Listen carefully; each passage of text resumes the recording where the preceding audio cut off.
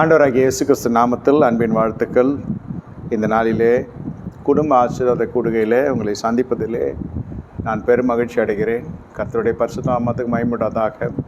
இந்த நாளிலும் கர்த்தருடைய ஆசீர்வதிக்கப்பட்ட இந்த மாலை வேளையில் என்னோடு திருப்பிக் கொள்ளுங்கள். நான் தியானத்துக்கென்று எடுத்துக்கொள்ளப்பட்ட வேத பகுதி எபேசியர் 5வது அதிகாரம் 16வது வசனம். நாட்கள் பொல்லாதல் ஆனதானால் காலத்தை பிரயோஜனப்படுத்தி கொள்ளுங்கள். ஆகையால் நீங்கள் மதியற்றலாய் இராமல் கர்த்தருடைய சித்தம் என்னதென்று உணர்ந்து கொள்ளுங்கள்.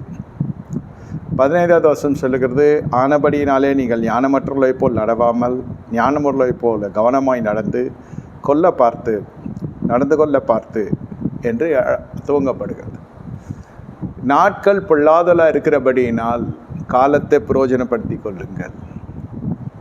நமக்கு விசுவாசிகளுக்கு சொல்லுகிற ஒரு காரியம், நாட்களை மனிதரை வைத்து ஜெபித்து கொண்டிருப்போம். திருமணமாக இருக்கட்டும், பிள்ளை பேராக இருக்கட்டும், வீடு கட்டுகிற விஷயமா இருக்கட்டும், நீங்கள் தேதி குறித்து ஜெபிக்க தாமதித்து கொண்டே இருக்கும். நடைமுறை, ஐயா இந்த மாதத்தில் இந்த வருடத்தில் திரும்ப நடக்கணும், இந்த ஆண்டில் இதை செய்யணும், அதை செய்யணும், இதை செய்யணும். நம்முடைய கால கணக்கு வேறு. ஆனால் வேதம் என்ன சொல்லுகிறது என்று கேட்டால், நாட்கள் எப்படி வீணாய் போகிறது. பலத்தின் மிகுதினால 80, சராசரி வயது 70 மனிதனுக்கு நியமிக்கப்பட்டிருக்கிறது இல்லையா? எப்போ ரட்சிக்கப்படுகிறார்களோ அதிலிருந்து நம்ம பார்க்கணும். 50 வயசில் ரட்சிக்கப்படுறவங்களும் இருக்காங்க, 15 வயசில் ரட்சிக்கப்படுறவங்களும் இருக்காங்க, 20 வயசில் ரட்சிக்கப்படுறவங்களும் இருக்கிறாங்க. ஆனால் இந்த இடத்துல வேதம் சொல்லுகிறது, நீங்கள் ஞானமாய் நடக்க வேண்டும் என்று கர்த்தர் விரும்புகிறார்.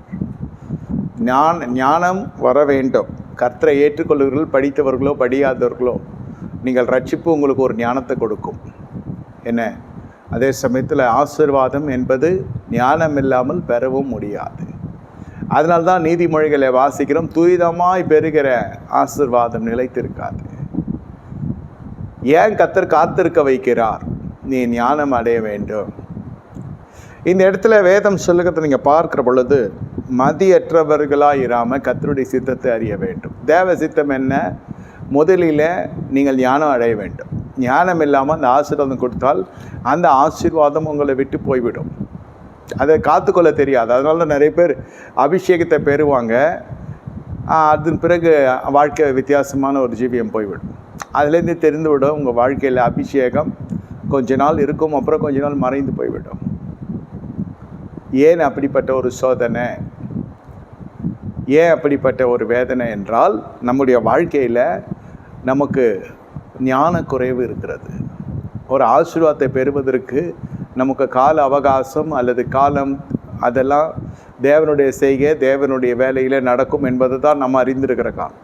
அவர் அதினதினை சகலத்தையும் நேர்த்தியாய் அவர் காலத்தில் அதினதின் காலத்தில் செய்கிறார். தம்முடைய நேர்த்தியான தீர்மானிக்கப்பட்ட வேலையிலே கர்த்தர் செய்து முடிக்கிறார். இந்த அறிவு நமக்கு இருக்க வேண்டும். அடுத்தது, எப்படி நாட்கள் வீணாகிறது என்ற அந்த ஞானம் விசுவாசிக்கு இருந்தால்தான் அவர்களுடைய நாட்களை மிக மிக இன்னிலிருந்து எடுத்துக்கொள்ளுங்க, இந்த நாளில் இந்த மணி நேரத்துலேருந்து எடுத்துக்கொள்ளுங்க, உங்கள் வாழ்க்கையில் மிகப்பெரிய திருப்பு முனை வரும். என்ன மிகப்பெரிய திருப்பு முனை வரும் என்றால், இந்த சத்தியத்தை அறிகிற மூலம் சத்தியம் உங்களுக்கு விடுதலை தரும். இது குடும்ப ஆசீர்வாத கொடுக்கையில் தான் இதை பேச முடியும்.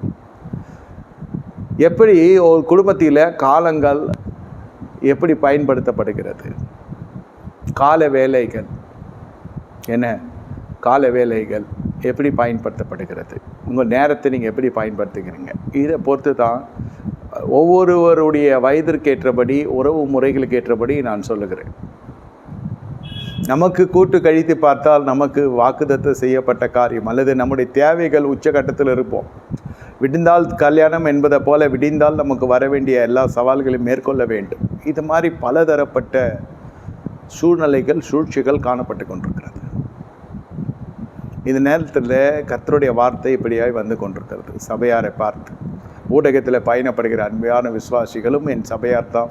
இன்று யார் யாரெல்லாம் வந்திருக்கிறீர்களோ, தூர இடத்துலேருந்து இணைப்பில் கலந்து இருக்கிற ஒவ்வொருவரும் விசுவாசிகள் தான், கர்த்தருடைய பிள்ளைகள் தான்.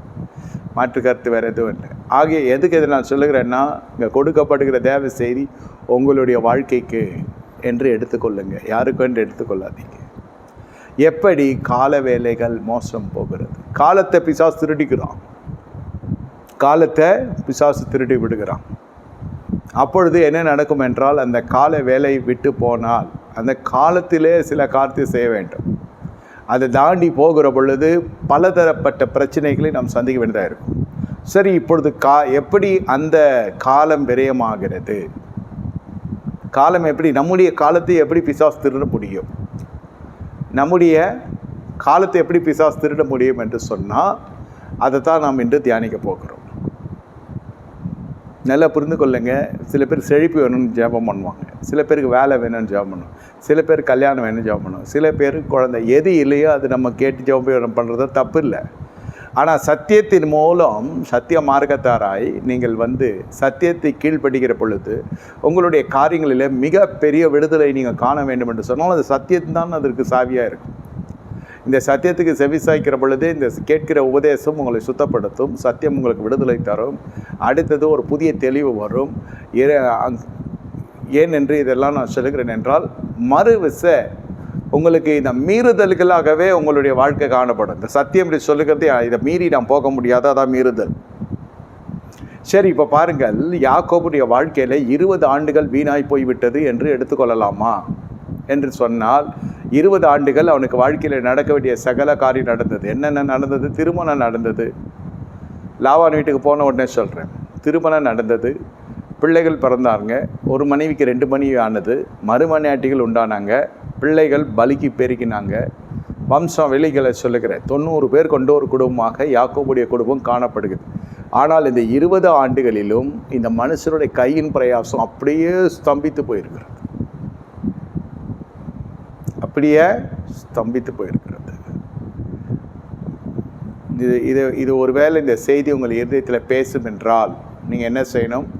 இந்த செய்தியை கேட்ட உடனே அல்லது கேட்டுக்கொண்டிருக்க பொழுதே பாவ மன்னிப்பு நிச்சயத்தை கர்த்தரிடத்தில் பெறுவதற்கு, இந்த இடத்துலெல்லாம் நான் தவறு செய்திருக்கிறேன் ஆண்டவரே என்னை மன்னியுங்கள் என்று நீங்கள் கர்த்தரிடத்தில் மன்றாடுகிற பொழுது செய்தி முடிவதற்குள்ளே உங்களுக்கு விடுதலை உண்டாகும்.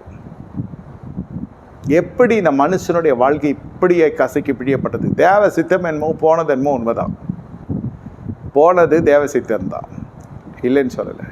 ஆனால் இந்த தாய் தகப்பன் இடத்திலே இந்த பிள்ளையாண்டான பயன்படுத்துகிறாள் ரெபேக்கா.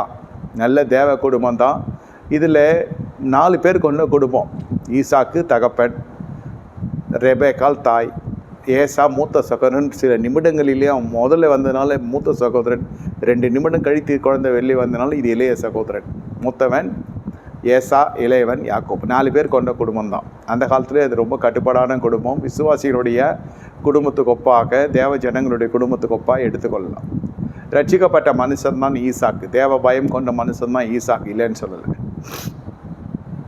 உங்களுடைய வாழ்க்கையில் கர்த்தரை சந்தித்த சாட்சி இருக்கும், இது சத்தியமாகவே இருக்கும். ஆனால் வாழ்க்கையை பார்த்தீங்கன்னாக்கா வித்தியாசமாய் நியாயம் தீர்க்கப்படும். யாக்கோபு தேவனை சந்தித்த மனுஷன், முகமுகமாக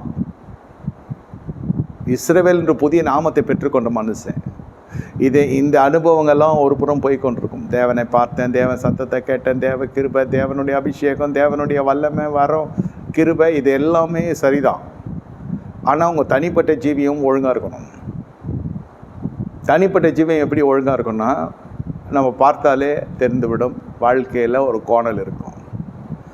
20 அதாவது அந்த மனுஷனுடைய வாழ்க்கையை பார்ப்பீர்கள் என்றால், தேவனை தரிசிக்கிறதெல்லாம் அவன் ஜீவன் தாக்கு பிடிப்பதற்கு, அவன் உடலில் அந்த உயிர் இருக்கணும். அதற்கு இந்த தேவனுடைய அபிஷேகம், தேவனுடைய கிருபை, தேவனுடைய சத்துவம், தேவனுடைய மிகப்பெரிய ஒரு பலன் இருக்கிறது, இல்லைன்னு சொல்லலை. அதான் ஆபிரகாம், ஈசாக்கு, யாக்கோபின் தேவன். இந்த சந்ததியின் வழியாகத்தான் ஜனங்கள் சந்திக்கப்படணும். இந்த வித்து மாசுபடக்கூடாது என்பதற்காக யாக்கோபின் மீது கர்த்தர் கிருபை பாராட்டினார். யாக்கோபை கர்த்தர் சிநேகிக்கிறார். புறஜாதி திருமணம்லாம் செய்யலை. ஆனால் பாலிய காலத்தில் தாய் தகப்பனுக்கு, நல்லா புரிந்து கொள்ளுங்க, தாய் தகப்பனுக்கு விரோதமாக, ஆவிக்குரிய தாய் தகப்பனுக்கு மறைவாய் செய்கிறதும், இல்லது பூமிக்குரிய தாய் தகப்புக்கு நேரடிய சரீர பிரகாரமாக ஒரு பாசாங்கோ அல்லது ஒரு விதமான துரோகம் பண்ணுகிறதோ, ஆள்மாறாட்டம் செய்கிறது என்றால் என்ன? நல்ல புள்ள போல காட்டுகிறது. கல்லூரியில் எப்படி இருக்கிறீங்க, உலக வாழ்க்கையில் எப்படி இருக்கிறீங்க, வீட்டில் எப்படி இருக்கிறீங்க? இதுக்கு முதலும் முக்கிய காரியம் யார், அதை பார்க்க போகணும்.